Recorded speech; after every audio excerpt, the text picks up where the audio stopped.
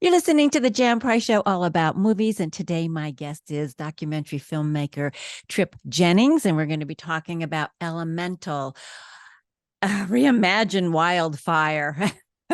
How do we reimagine Wildfire? Tripp, welcome to the show. Thanks for having me. Yeah, that's what the film's all about. So, it's an onion to unravel how we reimagine this force.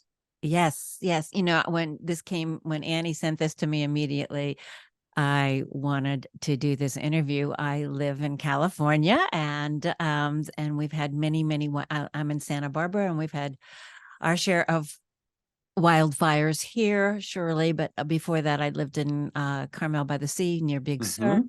which we've had many wildfires there. And I happened to be in Napa when the Paradise fire broke out, and we could see the smoke and the flames were just even there were amazing, that were carried over from the Paradise Fire. And I think that's how this movie got started. So let's talk a little bit about why you decided to do this movie, and then we'll go from there, because I have lots of questions for you. Yeah, well, you sure have you've kind of run the gamut of lots of different fire-prone areas and lots of different fires. I mean, yeah, the Thomas Fire right uphill from Santa Barbara, not too long ago. The largest fire in the state at the time. So yeah, so in 2017, there were a handful of very destructive fires, right? The Mhm. Tubbs Fire in Northern California, and a much less destructive fire just 40 miles east of where I live in Portland, Oregon. And that was kind of the first time that we as Portlanders had experienced this thing. It was no longer a California problem, right? And there were ashes raining down on the city. We had to go, scrub off our windows just to see to drive, and that was just something we hadn't experienced before, right? And so for me, like, I had done a student film about a fire in Southern Oregon 15 years earlier in college. I knew a little bit still from that. Um, but as people started talking about, what do we do? Why don't we see more air tankers flying, in the windiest conditions, sort of all this stuff, I just began to realize that the public discourse and what I sort of knew as the best available science about fire, that there was this huge gap in between the two. And I thought, oh my gosh, with the Tubbs fire just a little bit later, and then this fire in near me, this fire landscape is changing, and this gap between of understanding, this gap between the discourse, the cultural narrative, and the science, I think that's going to get people killed. I think that's going to make people, lose their homes if we don't sort of change what we're doing. And then a year later, the campfire really solidified that for everybody, right? I mean, that was this moment. 19,000 structures, 86 people died. And I just came to realize so quickly, we've got to change what we're doing. We're using this outdated playbook, this outdated cultural narrative for a climate of the past, and that's not what we live in. And so what do we do? So what's our way out? And I was amazed in reporting this and in creating this story that there's actually a really sort of a happy ending. I mean, this is although we're not completely ready for wildfires, there is a path forward where Mhm. we can live, and thrive in landscapes that are going to burn, because every terrestrial landscape is going to burn eventually, right? And so that's what we put down in the film, and I really hope people watch it because I think it's going to help make people safer. Oh, I agree. I agree. You brought in a number of different experts in this, and I'm afraid I might mispronounce the Yorick. The Yurok, yeah, totally. Yorick. I really want to talk about each of the different experts that you brought in and what their thoughts have been. And because there's a lot in this film, and you're right, it doesn't make any difference whether, I mean, obviously California, Oregon, Washington State, and on the West Coast. Well, maybe not Washington because they get a lot of rain there, but No, it's really a problem all over the country. I it mean, we're is starting to see fires it, even in New England. And, exactly. there was a huge fire in Gatlinburg, Tennessee, not too long ago, right? That destroyed, hundreds of homes. So, yeah, the more the climate warms, the more we're seeing this is a risk all over the place. Yeah, I had my neighbor who lived across the street and has 3 children. Her daughter was an infant. She was driving from Carmel by the Sea to Washington during that fire and had to, Mm, and her story about getting through Oregon during that fire that, mm. I don't even, I mean, I said, why didn't you just wait another day, before Yeah, you went right. up there? I mean, she made it, thank God, lots of praying through that, but that was horrific. Because people couldn't get gas. There was no hotels. There was no place to stop. And you show that with tires popping and everything I mean, that's pretty amazing. And yeah, talk about that. I mean, how did you get some of this footage? Yeah, people, I'm so grateful to everyone who shared their stories of evacuating Paradise and also in the 2020 fires in Oregon, were the two main sort of escapes that we focused on from these fires. And it is so harrowing. I mean, you're asking someone to share with you not only their thoughts and experience, but also their voice and the recording of their experience from phones so often Mhm. of the most terrifying moments of their life. And yeah, I am really grateful to people for sharing that. And I think that, the thing that we heard over and over, even just in the filming process, was that it was really therapeutic for people to have the opportunity to sit and just talk for an hour and a half or 2 hours about their experience. And I think that really helps. I mean, I love the interview process. I love creating documentaries for that reason, even just that alone, because you do get to have this very intimate moment with someone and you just listen without judgment. I mean, they're talking about something that it's hard for me to imagine, even though I've heard so many stories, right?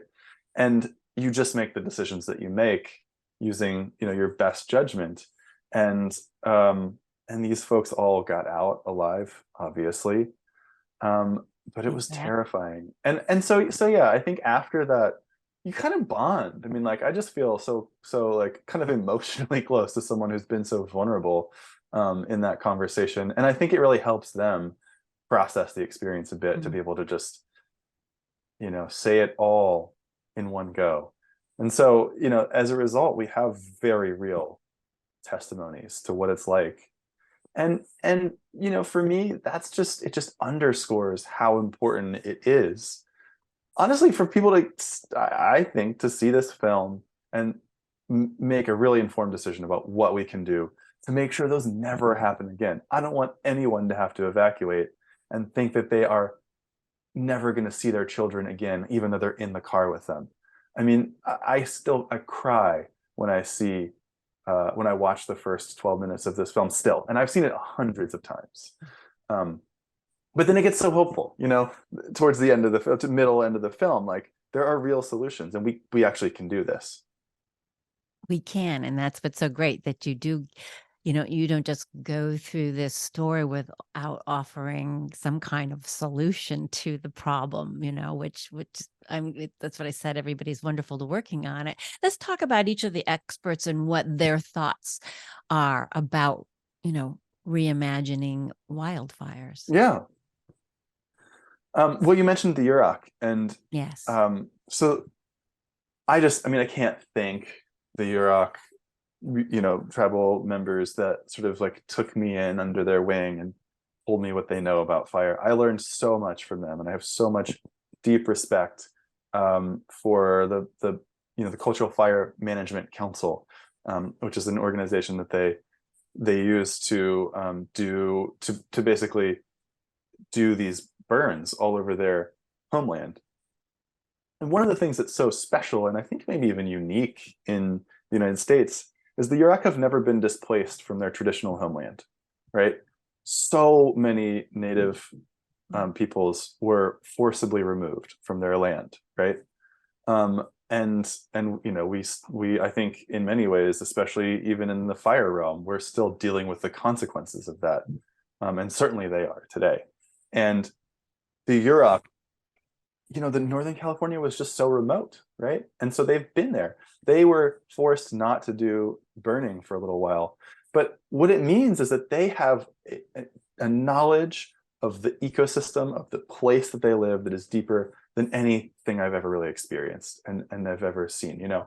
And so they've been kind of restarting and rejuvenating this, you know, 10,000-year-old or however long practice of burning, not only for safety, but also for resource production, like tools to weave baskets, to open up prairies for elk, to hunt, and but also for home safety, right? So they're burning. I mean, it's amazing today.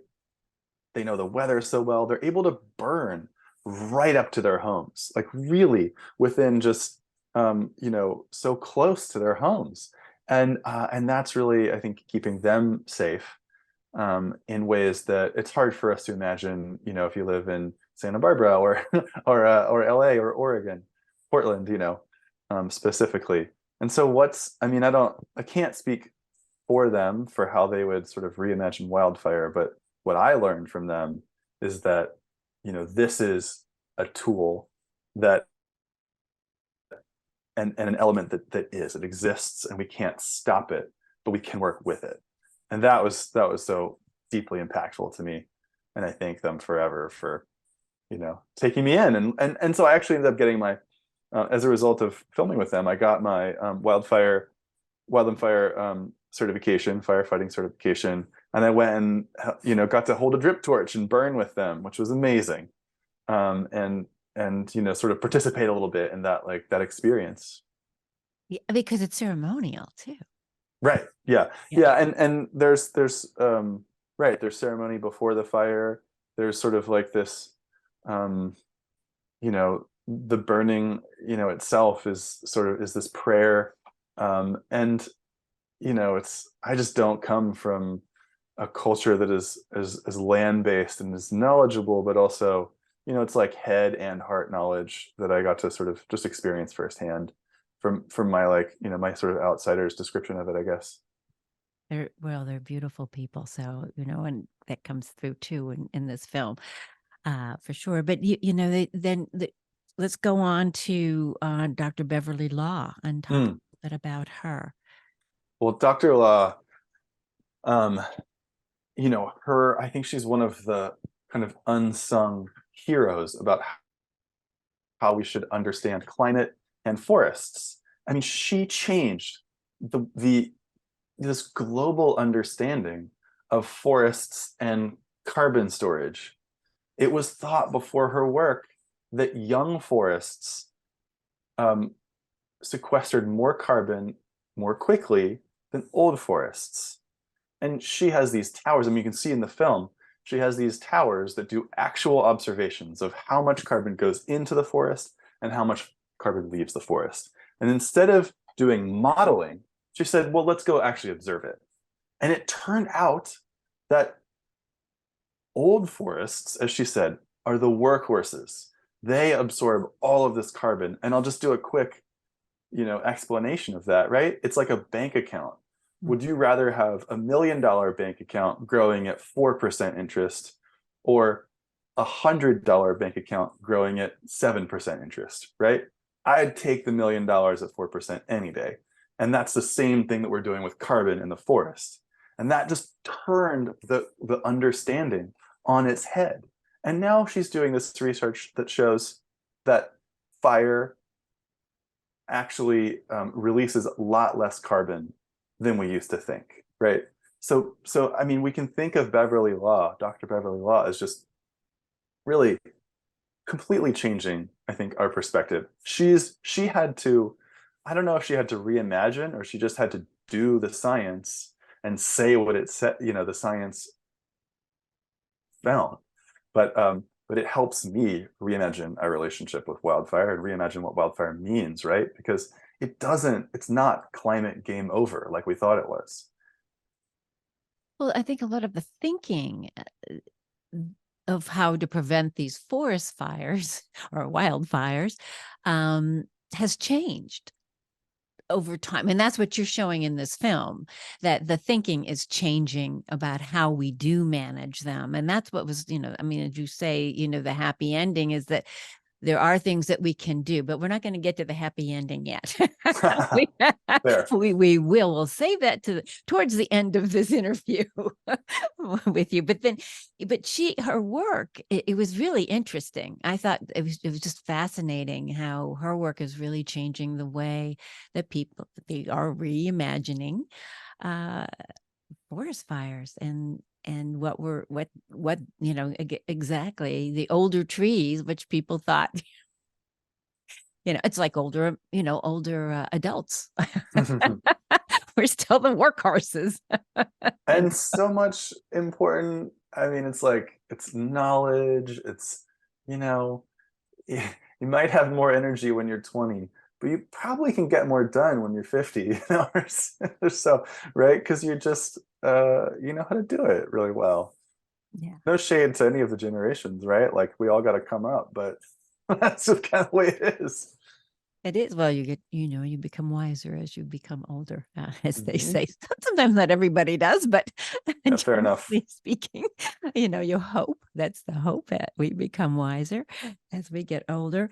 Let's talk about Dr. Jack Cohen and his findings and what he had to say about. Yeah. So Jack is, I mean, what an amazing person, like a real visionary, for 30 years, his career in the Forest Service, he researched how do homes burn down in wildfires and how can we stop it? And it's funny because, 30 years ago, it was sort of a novel idea, right? Like there were, like Dr. Law, he was challenging he took these assumptions and he said, well, homes burn down because the assumption was a fire moves through a community and the flames engulf a house and it burns up and then the fire engulfs the next house. And so he took that assumption and he tested it. And that's what so many of the people in this film are doing. They're taking our traditional assumptions and they're saying, well, have we tested those scientifically? Is it a story, a narrative that no longer holds true? And so much of it is true. It is, especially as we move into this novel climate. As the world gets hotter and drier in many cases. California got wetter for a time, but we'll go back.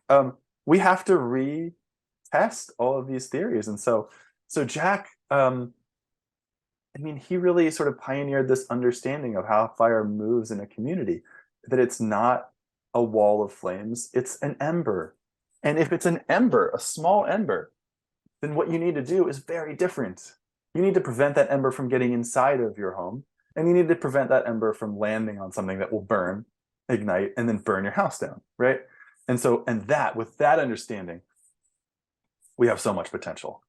And he didn't do it in a lab. Well, he did do it in a lab, but he didn't do it theoretically, right? He did it, and this is sort of a documentarian's dream, right? Because there's actually this footage from the 90s that we dug up. We had to go to the fire lab in Missoula and we had to go to their archives and we had to spend a couple of days looking through this footage to find Jack's initial experiments where he burns down entire blocks of forest with these things that sort of represent homes to see how far you had to be from this huge wildfire to be safe that your home wouldn't burn down. And it's so much closer than you'd expect. Watch the film to see. Right. But and then he went to South Carolina to this research facility called the Institute for Business and Home Safety, where they build homes and they test them against all sorts of weather threats, like hurricanes and tornadoes and hail. And they created this machine that would mimic real wildfire conditions, really realistic wildfire conditions of throwing embers at homes. So they build these homes, they blast them with embers, and they figure out the weak points and they figure out how to change those to make it safe. And you know, spoiler alert, but it turns out you don't have to live in a concrete ammo bunker to be safe, from wildfires in wildfire prone areas. And so that's, I mean, I guess we did get to the happy ending. I don't Yeah, know if that yeah, was too early yeah. for you, That's all but right. but Well, yeah, I mean, and the funny thing, okay, so but here's the funny thing about Jack, right? Is that Jack, I think he will be the first to say it. Um, he's grumpy. He's been screaming at the top of his lungs, "Hey, I figured out how to prevent this for 30 years." And he's largely not been ignored, but if we had implemented the things that he figured out when he figured them out, right, there would be hundreds, if not thousands, of people alive who are not. And there would be, tens of thousands of homes and structures that would still be standing. right, So right. he, I think, deserves to be frustrated, and he deserves to blow off documentarians when they call him and they say, they're bright-eyed and bushy-tailed, and they're like, "I'm going to make a film about this," and he's like, "Yeah, sure, kid." Um, so I'm so grateful though that it took years. It took a few years. It took going to Missoula a bunch of times, but Jack is really on board now, and that is exciting. Oh, that's He is, interesting. That it took a couple of years for you to get him to do this. That's amazing. Yeah, yeah, that's he did an initial interview right away, but he really didn't open up for a few years. It okay. took a couple of years, and Because he'd probably, as you say, he did this for 30 years and nobody was listening to him. So he's like, oh, well, here's somebody else who may not be listening after all of this. yeah, right. And I think just coming back to him over and over with good questions and like, we really want to get this right. Can we do one more interview? Can we do this in the field? Can we do it in a different place? And that's one of the most gratifying things for me is like Jack is really a folk hero in the fire service. Like I have firefighters who watch the film come up to me and they're just like, it was so cool to see Jack Cohen be so, there's so much of him and talk about his career and his discoveries, right? Because they influence firefighters' decisions so much. Um, and now to have Jack really kind of on board and liking the film and really pushing it out there as well, that's very gratifying to me. Yes, it should be. It should be. To go back, I mean, we've been talking about climate change, for Earth Day was 1970, and that started Oh, here in Santa Barbara, which I was not aware of that it started here.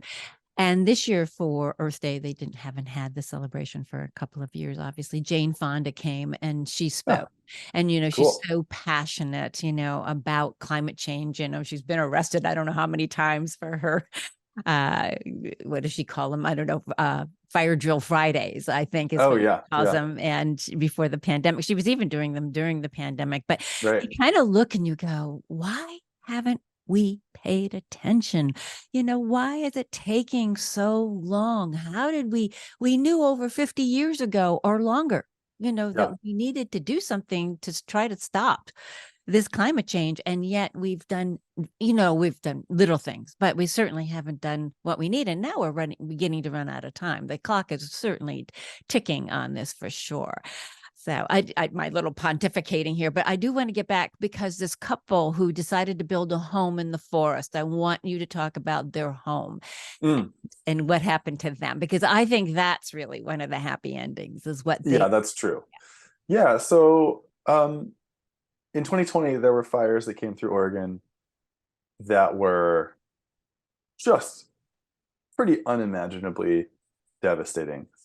Now, more structures burned in Paradise, but we're talking about rural communities with one way out because there's just, there's a canyon and a river, and you live next to the river. And Mary Bradshaw lived really almost at the end of the road before it becomes Forest Service land and is wilderness, and built a home in a place called Elkhorn and in Oregon. And that corridor saw 100-mile-an-hour winds with this raging wildfire. And you can see, I mean, her whole community was destroyed. Homes just burned to foundations, and every tree is black. I mean, it's a rare thing in fires to see. I mean, it looks like near 100% mortality of trees. And then, there's this drone shot right after the fire. Um, and you just are flying over this absolute destruction, and you see it in the film. And then her house is it's the sole survivor. And she just did all of the things. It's such a testament to the fact that this science is real, tested in the most extreme conditions. She doesn't have wood decks. She doesn't have vents that go into her attic that embers can get into. She has multi-pane windows so that, if something hits a single pane window, breaks the window, an ember flies inside, burns the home from the inside out, right? And so, all these little details. And it's not that you have to build it up some special material, right? Hardy plank or, all sorts of different siding is just fine. The metal roof and everything. Oh, you know what? Unfortunately, I have many more questions. Oh yeah, cool. Yeah. Anyway, but where can people see Elemental Reimagine Wildfires? Well, thanks for the question. So it's streaming on June 13th on Apple and Amazon. The Apple pre-order is already up. We would love for people to go there and pre-order it. That helps us out so much. And it helps everybody else out because the more people that see this and do the work, your neighbors, for example, do the work, and they're going to keep everybody safer. Yeah. So please check it out. And thank you so much. This has been a fun conversation. Thank you. It was a pleasure having you on the show, Tripp. Everybody seek this film out because you'll learn a lot and perhaps save your life or someone else's life by watching the film. Thank you so much, Tripp, for doing this work, the work that you do. Thanks a lot. Have a good day. Yes, you too. Thanks. Bye-bye. Bye-bye.